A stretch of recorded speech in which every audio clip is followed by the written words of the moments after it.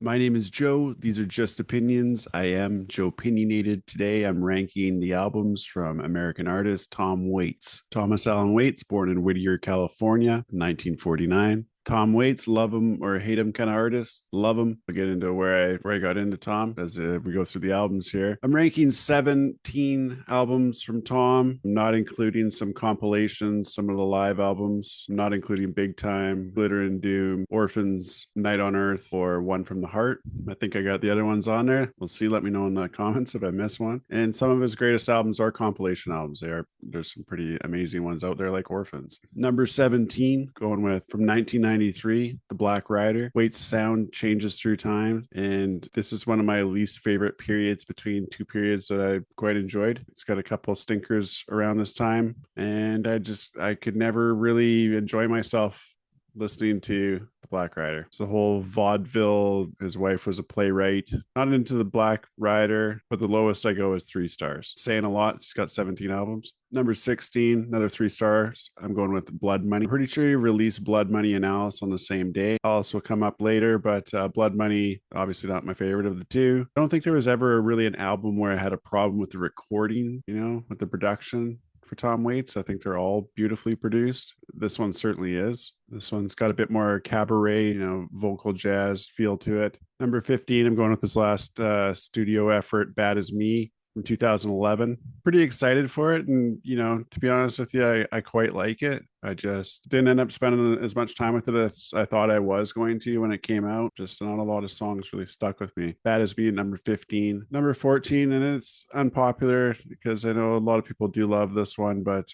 number 14 from 1992, I'm going with Bone Machine. Same thing. Once he kind of got into the Captain Beefheart mindset, and he loved Beefheart. What did he say about Beefheart? It was once you've heard Beefheart, it's hard to wash them out of your clothes. It stains like coffee or blood. Well, once he heard Beefheart, or once he kind of understood him, I think it was his wife that turned him on to Beefheart in the early 80s. He did kind of shift focus with some parts of his sound. Not focus, but in direction. And good on him. And he's Tom Waits. He knows way better than I do. Maybe one day Bone Machine will be my favorite album. I do actually go up to 3.5 stars. Not a lot of songs that stay with me. Going out west a little bit. Number 13 from 2004, Real Gone.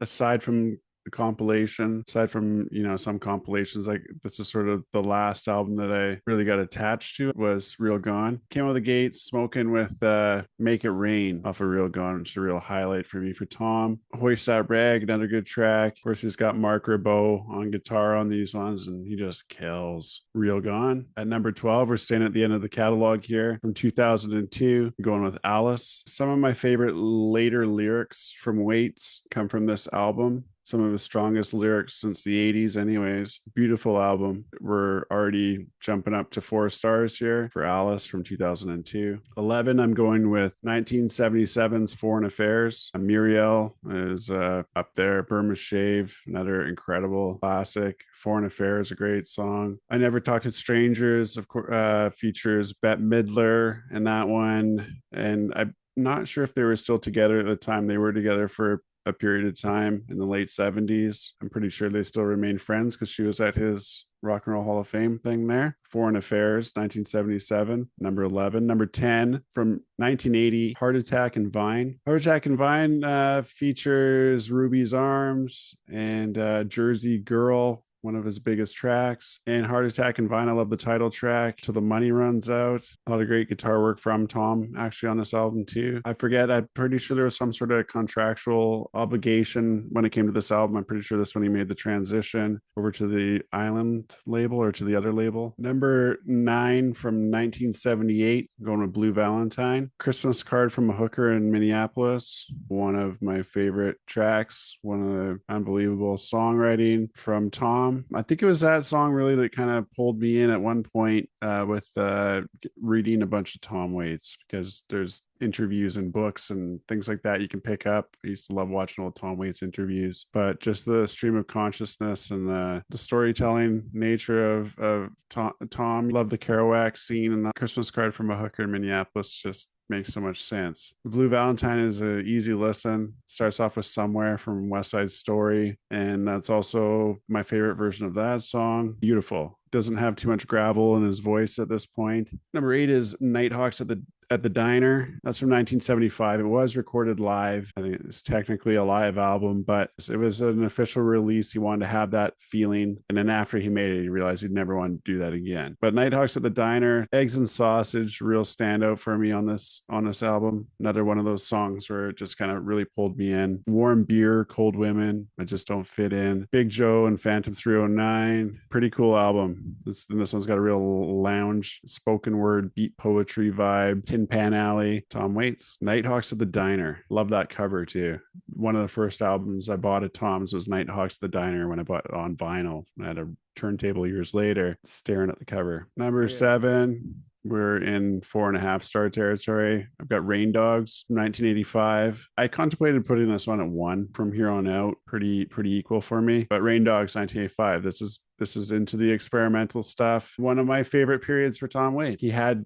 almost like 3 different careers in his career. Phases. At this phase, this is very experimental, jazz rock, singer-songwriter. He had Mark Ribot at this time. Mark slays on this album, along with Chris Spedding. This one has Singapore, Tangle Till You're Sore, Rain Dogs, Time. It's time. Downtown Train, Anywhere I Lay My Head. Rain Dogs, pretty wicked album. Number 6, the album before Rain Dogs from 1983, going with Swordfish Trombones. Once again, 4.5 stars. Featuring one of my favorite, Johnsburg, Illinois. That's where his wife is from. It's such a beautiful love song. 16 Shells from a 30-06, In the Neighborhood, Frank's Wild Years, The Track, Underground. Lots of highlights for me on this one as well. This one has Fred Tackett on it. Fred Tackett from he was in Little Feat for a while. Band I feature on this channel a lot. I think he's still in Little Feat actually. Swordfish Trombones comes in at number 6. Number 5 from 1974, The Heart of Saturday Night. So the first 3 albums, especially the first 2, he has a very like piano blues, beat poetry. Love the descriptors: nocturnal, lonely, romantic. The Saturday night party music, going out on the town, loungy, a mishmash, early jazz in there, and then some blues. So, The Heart of Saturday Night, his vocals are not harsh at all in the first couple albums either. It's much softer, on the verge of delicate in the first couple albums. Number 4 comes from 1999, and it's Mule Variations. This one features Hold On, Big in Japan, Chocolate Jesus, one of my favorites. Very important moment for me for Tom Waits was seeing him on David Letterman performing Chocolate Jesus. That really put me over the hill for Tom Waits. That was a real sealer of the deal. And then getting this album as a gift, thank you, Tristan from the Tristones. Check out their album, Camaro, available on tristones.com. Cool stuff. This album has Les Claypool on it, Mark Ribot, Larry Lalonde. I mean, it's just stacked with people. They want to be on this thing. Huge album. Picture in a Frame. It doesn't stop. This is one of the first albums I got really head over heels in love with. Was Mule Variations. Next up from 1976, I'm going with Small Change. This one is a bit more of a dive into he makes a small change and kind of goes a bit more into the jazz direction on this one. Really like this. I like this direction. I like what he did with this album, and he did such a good job. He just felt he didn't really need to do that again. Some all-timers on this album. Love the title track, Tom Schubert's Blues, Four Sheets to the Wind in Copenhagen. I remember that live Rod Stewart album, the acoustic album. I remember loving so many Rod songs from that album, but he covers that Tom Schubert blues. And Tom Waits just kind of came out and did a little documentary for charity, and he performed this song just recently in the last few months. So check that out on YouTube as well. A link for it in the description. Number 2 from 1973, I'm going with Closing Time. So this is his debut album, favorite of many. And for the longest time, really wasn't my favorite. Wasn't even in the conversation. But I did manage to snag, I believe, a 50th anniversary copy a couple years ago. It's certainly moved up higher. It's just full of incredible songs. It doesn't miss a whole lot here on this album. He doesn't really miss on most of the last few, but just love where he goes with this one. It's the warmest of his albums. It's the easiest to listen to. It's an album that I could put on and my wife's not going to run because she doesn't. She's not into Tom Waits. And that's okay. She likes a few songs. A few of the songs on the songs list she likes. This album is, just a very warm, pretty album. One of his most regarded songs, I Hope That I Don't Fall in Love with You, Old 55, famous famously covered by the Eagles. Martha, I really love Martha. Rosie, Ice Cream Man, Grapefruit Moon, Closing Time. Hell of an album. And this is pretty exciting in 1973. So number two, that leaves only one album. You know what? You accept the world you're born into. And I was born into the world of Tom Waits through Frank's Wild Years. It's my number one album. And I absolutely love it. Now, why Frank's Wild Years? It was because of the movie Smoke. It came out around mid 90s, had Harvey Keitel in it, had Forrest Whitaker in it,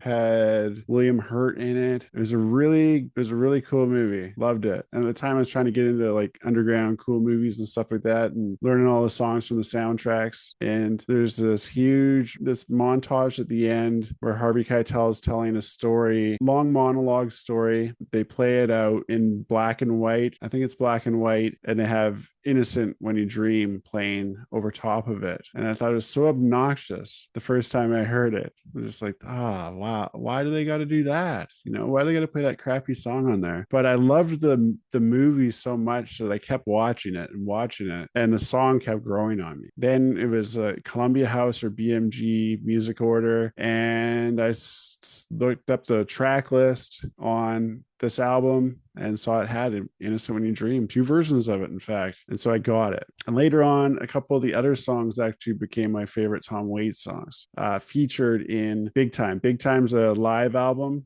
And I don't know if it was a play, it was a film, I think. Beautiful. I love accordion music. Sounds kind of weird. I don't like polka music. And maybe it's Tom Waits, maybe it's the band. I'm not sure who it is. Maybe it's because I loved Weird Al Yankovic as a kid. The accordion on this album. So yeah, let's look up who that is. It might even be him. Dave Hidalgo. Whoever you are playing the accordion on this album, man, you're so influential to my love of music. You have no idea. Way Down in a Hole, great song. Cold, Cold Ground. Train song, better than Downtown Train for me. Hang On St. Christopher. Did I say Way Down in a Hole yet? Way Down in a Hole. Number one for me on my list here on the channel, Joepinionated, going Frank's Wild Years. Mad love and respect for Tom Waits. Be making a songs episode soon. Yeah, respect to one of the goats. One of the goats of whatever that is you do. One of the goats of dark cabaret, singer, songwriter, jazz, blues guy. Huge love and respect for Tom Waits. Remember to live and let live, be normal. Check out the channel, lots of other episodes. Buy me a coffee. Check out the playlist in the description and on the channel for my top 50 Tom Waits tracks. And I'm sorry, I'm a little low on facts and high on opinions. Respect to Tom Waits. We out.